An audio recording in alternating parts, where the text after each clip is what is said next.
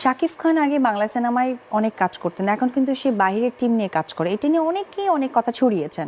তো বেলা শেষে রেজাল্ট যখন তোমরা দেখতে পেরেছো তখনই কিন্তু তোমরা বলেছো যে না, ওয়াজ একমাত্র 1 থেকে 100 অব্দি হিরো বলতে গেলে শাকিব খানের নামটাই।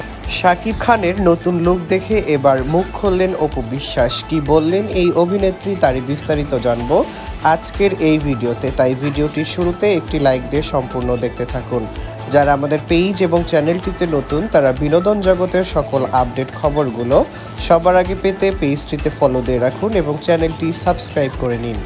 হঠাৎ করেই শাকিব খানের এত প্রশংসা কেন করলো অপু বিশ্বাস? বলল, এই না হলে আমার স্বামী। তাকে এত সুন্দর সুন্দর ড্রেসে এবং এত সুন্দর সুন্দর লোকে দেখা যাচ্ছে যে আমি প্রশংসা না করে পারছি না। অপু বিশ্বাস বলে যে আমিও কিন্তু প্রতিনিয়তই নিজেকে নতুন নতুনভাবে দর্শকের মাঝে তুলে ধরি এবং এখন দেখা যাচ্ছে যে শাকিব খানও প্রিয়তমা সিনেমার পর থেকে বিভিন্ন সিনেমাতে বিভিন্ন ধরনের লুক নিয়ে দর্শকদের সামনে এসেছে। শাকিব খানকে বর্তমানে যেমন লাগছে তাতে করে মনে হচ্ছে তার সেই তরুণ জীবন যেন আবার ফিরে এসেছে।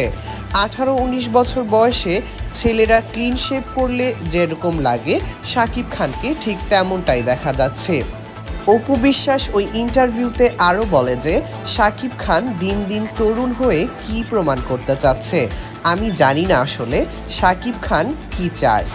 একটু মজার ছলে অপু বিশ্বাস বলে যে তরুণ হোক বা বুড়ো হোক, শাকিব খান শুধু আমারই।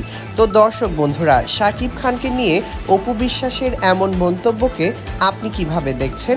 কমেন্ট করে জানিয়ে দিন আপনার মতামত। ভিডিওটি ভালো লাগলে লাইক করুন, কমেন্ট করুন, শেয়ার করে ছড়িয়ে দিন বন্ধুদের মাঝে।